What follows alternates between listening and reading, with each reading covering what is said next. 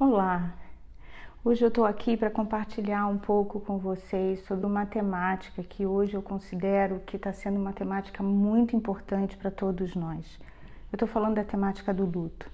Então, se você tem interesse em saber um pouco sobre o processo de luto que as pessoas passam quando perdem alguém ou perdem alguma coisa, e de que forma a abordagem centrada na pessoa pode facilitar a elaboração desse processo, fique comigo. A gente pode talvez descobrir coisas que nos ajudem muito a ajudar a gente e aos outros diante de tanta perda, diante de tantas mudanças. A gente precisa saber com urgência como lidar com tudo isso. Daí eu diria, se você é uma pessoa que tem percebido o sofrimento que tem causado o luto nas pessoas, se você tem algum interesse pela área da psicologia, ou se você tem algum interesse pela forma como a abordagem centrada trabalha com tudo isso, eu vou dizer, fique mais um pouco e vamos conversar sobre essa temática junto.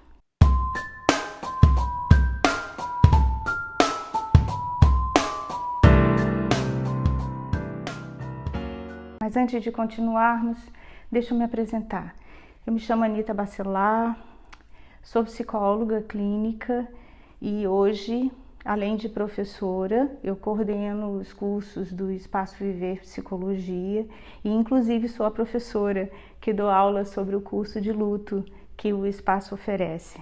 Então é um enorme prazer estar aqui com vocês, podendo compartilhar um pouco da minha trajetória, dos meus conhecimentos e do que eu vejo de enriquecedor nessa temática.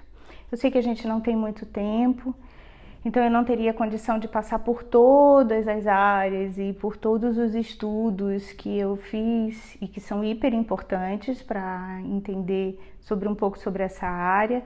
E aí vou convidar vocês então para a gente conversar só sobre uma pequena parte de todo esse processo, que é, na verdade, o que vive uma pessoa e por onde ela passa, que caminho ela percorre, quando ela está tentando sobreviver a uma experiência de luto, tá? Vocês já devem ter vivido essa experiência com menor intensidade ou maior intensidade, porque perder faz parte da vida e o luto é consequência de toda perda, né? Eu costumo dizer que a gente perde coisas, pessoas, quando a gente tem vínculos fortes com elas, não importa se positivo ou negativo, mas sempre que a gente consegue construir uma relação com as pessoas e com aquilo que a gente constrói, sempre que essas coisas se vão por algum motivo, a gente acaba vivendo essa experiência de luto. E por isso eu estou acreditando que tudo que eu vou falar aqui é possível que vocês tomem de conhecimento a própria experiência. É comum a gente verificar que o primeiro momento do processo de luto envolve um entorpecimento. Um entorpecimento que eu diria até que chega a nível cognitivo. É aquele momento em que a gente para e não acredita que a gente perdeu. Notícias, momentos em que as pessoas anunciam pra gente de que algo que a gente amava muito, que a gente está perdendo, na verdade a gente já perdeu, né? Mas que não teremos mais, e a primeira coisa que vem em mente é: tem alguma coisa errada nisso. Não pode ser, né? Eu acabei de encontrar com aquela pessoa, ou como assim me demitiram do emprego? Não pode, né? Parece que na vida a gente constrói as coisas de uma forma tão concreta, tão concreta, tão concreta, que a gente fica com a impressão de que tudo que nós construímos, ele é nosso, e construímos com uma certeza de existência, de que aquilo vai existir para sempre. Eu diria que cognitivamente a gente não aprendeu muito a lidar com o não existir das coisas. Então, sempre que a gente recebe uma notícia que anuncia perdemos, a primeira sensação que a gente tem é essa, é de entorpecimento. A gente pensa, qual a saída para a gente enfrentar esse entorpecimento? Eu diria, a gente precisa interagir com a realidade. A gente vai precisar ter acesso concreto aos objetos perdidos, às pessoas perdidas, às circunstâncias que a gente procura e não vai achar mais. A gente precisa ter acesso concreto a isso. E sempre que eu tenho acesso concreto a isso, é quase que cognitivamente a experiência vai me dizendo assim, é verdade, perdemos. Vários sentimentos passam pela gente. Algumas pessoas sentem muita raiva. Outras sentem culpa. Às vezes a gente fica desesperado. Mas todo esse processo de emoções intensas, a gente não pode negar de vivê-los. A gente precisa estar muito aberta para poder experimentar, viver o que a realidade está dizendo para a gente que a gente precisa viver. Alguns dias depois desse momento de entorpecimento e que a gente se conscientiza de que realmente, concretamente acabou, a gente entra numa segunda fase. Essa segunda fase é chamada de anseio e procura. E ela é uma fase que eu tenho certeza também que a maioria das pessoas já vivenciaram. Eu amo esse processo porque ele representa muito a experiência da gente. E é aquele momento em que a gente aparentemente está bem, né? Tá fazendo as coisas normalmente, mas de repente vem uma sensação de ausência da pessoa, de ausência forte do trabalho, dos objetos, né? Vem uma ausência tão forte que a primeira sensação que a gente tem é de procurar. Mas a gente já sabe que não adianta procurar em algo que seja muito concreto, porque já sabemos, aprendemos na fase anterior, já sabemos que esse concreto não vai existir mais. Então surge algo muito interessante, porque eu diria que esse é o momento da elaboração do luto, em que a gente elabora o luto pelas nossas sensações. Então é a hora que a gente sente o cheiro da pessoa, que a gente tem a sensação de ter ouvido o barulho dela andando, que a gente se sente abraçada por ela, né? Todas as sensações, agradáveis ou não, que a gente pode ter tido com essa pessoa, nesse momento de anseio e procura, eles se fazem presente. E como a gente resolve isso? A gente resolve isso enfrentando a dor que causa a gente reconhecer que as sensações não são mais possíveis de serem revividas na realidade. Elas podem ser sentidas corporalmente, mas na realidade elas não se repetirão mais, porque as pessoas não estarão mais com a gente. Daí olhem que interessante. No primeiro momento a gente elabora as questões mais cognitivas, num segundo momento a gente elabora a perda e a ausência das pessoas pelas nossas sensações. Eu acho mágico esse processo. E vejam, é um processo natural, um processo como esse não é um processo doentio, não necessariamente. É para ser natural, é para que as pessoas se abram para viver essas experiências, para que gradativamente cada elemento da experiência do luto possa ser vivido, significado e elaborado. De posse desses dois elementos de elaboração, que eu falei para vocês que é mais o processo concreto e cognitivo, e depois mais o concreto, mais a parte sensível, eu diria que aí a gente entra para um terceiro momento. Esse sim é o momento da tristeza, porque é um momento que a gente se conscientiza de que realmente não viveremos mais novas experiências com a pessoa perdida. eu diria que é um momento de muita tristeza, uma tristeza diferente da tristeza inicial, que era a tristeza do anúncio da perda, mas ela é uma tristeza de reconhecimento da verdade absoluta que está presente na morte das coisas. E ela está presente também no reconhecimento do quanto vivemos com aquelas pessoas. Então, é hora da gente poder olhar nossas fotos com elas, é hora da gente poder ver os vídeos, roupas, né? É a hora em que muitos de nós estamos chorando baixinho, de uma forma bem sozinhos, só conosco. E por que só conosco? Porque normalmente quando essa fase acontece, esses momentos acontecem de elaboração, já se passaram alguns meses da perda. E a sociedade aí já não vai estar mais entendendo por que a gente está tão tristonho, porque já se passou tanto tempo, né? Às vezes passam 6 meses, 8, até a gente conseguir fazer os processos iniciais. E é um processo que demora também, porque de fato eu diria, concretamente, nós vamos estar nos despedindo das pessoas que nós perdemos nesse momento mesmo, quase que dando um até logo externo, quase que dizendo assim, aquela cadeira não é mais dessa pessoa.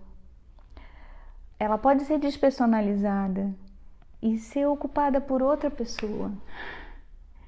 É como se a gente estivesse olhando para o mundo e tentando aprender a viver nesse mundo com a inexistência daquilo que nós perdemos. Ela é uma fase triste, mas ela gera momentos resolutivos na nossa vida, porque ao mesmo tempo que a gente se despede da pessoa fora, a gente consegue reconhecer que por mais que a vida me leve para vários lugares, essa pessoa sempre estará dentro de mim, sempre. Ela faz parte das minhas lembranças, mas ela faz parte também, muitas das vezes, das nossas características pessoais, porque muita coisa é possível que a gente tenha aprendido com ela. E de posse desse processo, de poder colocar a pessoa dentro de nós, a gente tem a possibilidade de se abrir para o futuro. Se abrir para novas relações, se abrir para novas experiências, novas aprendizagens, sem que a gente fique com a sensação de que está deixando o novo entrar na nossa vida, possa significar que a gente está desconsiderando o amor pela pessoa que nós perdemos. A gente, quando chega nesse ponto, já não é mais a mesma pessoa, né, que era antes. A gente carrega com a gente um empoderamento que mostra o quanto nós somos capazes de aprender com a experiência, de superar momentos difíceis, de tristeza, de aprender com eles. E é aí que eu chego na abordagem.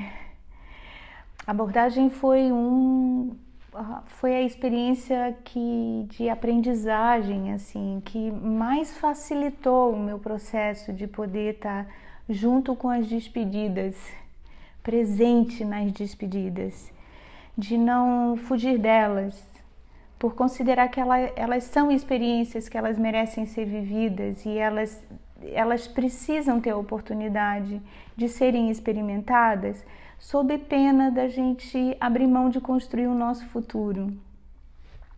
E foi com a abordagem também que eu aprendi como eu posso ajudar as pessoas a viverem esse processo de elaboração. Eu aprendi com a abordagem que poder estar ao lado do outro num momento como esse e dar liberdade para ele expressar o que ele está sentindo e que significado ele está tendo da experiência que ele está vivendo, abre espaço para ele poder ter novas compreensões dessa história e viver esse processo com mais inteireza. Então hoje eu diria, luto é mesmo um processo natural, mas além dele ser natural, existe mesmo a possibilidade das pessoas serem facilitadas por outras pessoas que reconheçam a necessidade de deixar o outro falar, de abrir espaço e possibilidade para o outro existir. Então, para mim, aprender a lidar com luto é uma questão que envolve a missão humana e ajudar as pessoas a elaborarem lutos talvez também seja a nossa missão, sem sombra de dúvida. Mas deixa eu parar um pouquinho a nossa conversa aqui para fazer um convite. Se você está gostando do que nós estamos conversando aqui, dessa temática, nos ajude a fazer com que esse vídeo chegue ao maior número de pessoas possíveis. Quanto mais pessoas puderem saber disso, talvez mais pessoas fiquem menos tensas, menos desesperadas e tenham maior facilidade para lidar com o processo de elaboração de luto. Eu acredito muito que a informação pode ajudar a diminuir a angústia das pessoas e aumentar o enfrentamento delas diante do que elas precisam viver e diante do que elas precisam se despedir. Então, se não fizeram ainda, vão lá no canal, se inscrevam para nos ajudar e ao mesmo tempo, eu sei que seria interessante dar um like. Se vocês acharem justo dar o like, e se quiserem conversar também comentem. Eu vou estar lá conversando com vocês, tá bom? Mas eu não queria terminar esse vídeo antes de poder também dizer para vocês que nem todo luto é normal. E que a gente também precisa ficar atento a isso, tá? Então, tem algumas pessoas que vivem uma experiência muito difícil com lutos. Tem vários motivos, né? Que eu acho que eu não vou conseguir entrar em detalhes nesse vídeo aqui com vocês. Mas acho que a gente precisa prestar atenção. Esse processo de luto, ele é um processo que ele gira em torno de 1 ano, mais ou menos, tá? Nada é preciso, tá, gente? Eles não são fases, ele é processo. Então vai depender muito de como as pessoas vão estar preparadas para irem passando, né? Acho que o quanto que elas têm coragem para poderem ir seguindo o processo de elaboração delas, né? E o quanto que elas estão prontas para viver o sofrimento afetivo que isso causa, né? Se desvincular de alguém. Mas se a gente começa a reconhecer que as pessoas não estão elaborando essas fases, a gente precisa ficar atenta a isso. Então, assim, uma fase de entorpecimento em que a pessoa não consegue concretamente, cognitivamente reconhecer que a morte se deu de fato, eu vou dizer, é motivo de preocupação.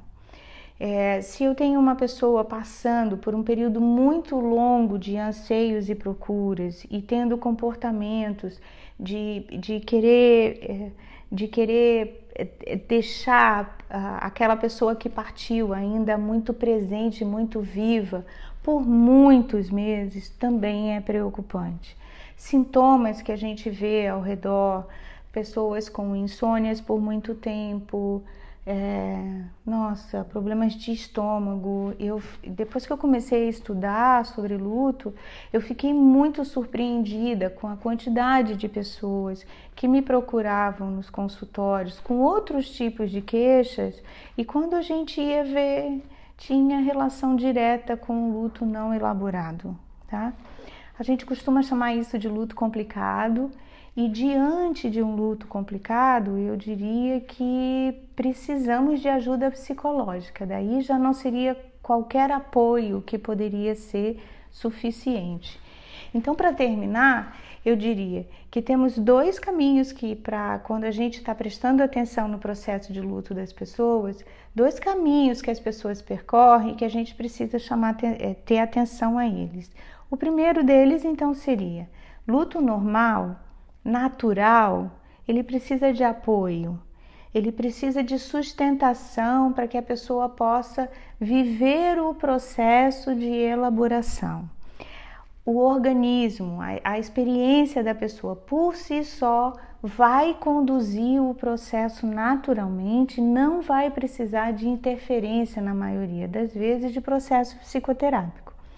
Mas quando a gente começar a reconhecer que as sintomatologias estão ficando muito intensas, que ela está durando por muito tempo e o processo de aceitação dessa pessoa em relação à perda está demorando muito para ser elaborado, então talvez valha a pena a gente fazer uma avaliação para poder reconsiderar se de fato não seria interessante que a pessoa passasse por uma psicoterapia de luto.